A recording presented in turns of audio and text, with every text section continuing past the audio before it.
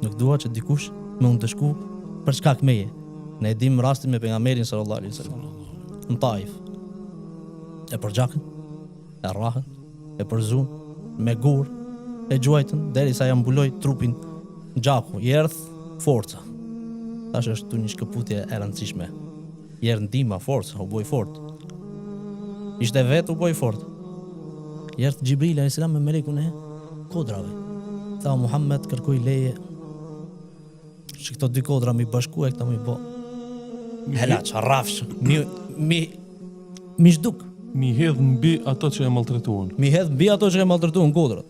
Do të thonë mi palos dy kodrat, ata në Medis, çka me të pi?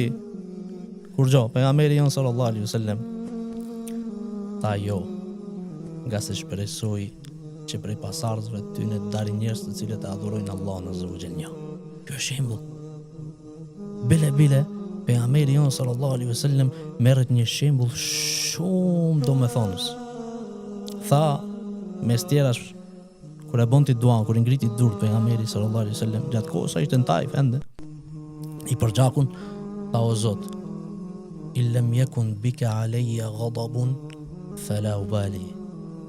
O Zot, nëse ti nuk je i hidhruar me mua, nuk e kam dert. Se çka kam bëu këta. Kështu është me qenë. Kjo është moral. Duhet me të kalu gjërat e vera, për shkak se ti nëse për çdo fjalë ndalesh, tjerën e parë e shkatron veten tonë. Për shkak se ai tjetri ndoshta flen rahat se nuk e din që ty të ka prek ajo fjalë.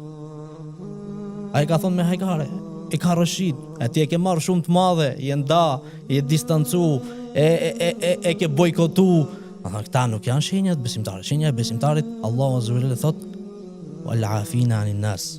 Ka dhimina al-ghayth, vetë përmbajnë veten, wal afina anin nas, u falin njerëzve.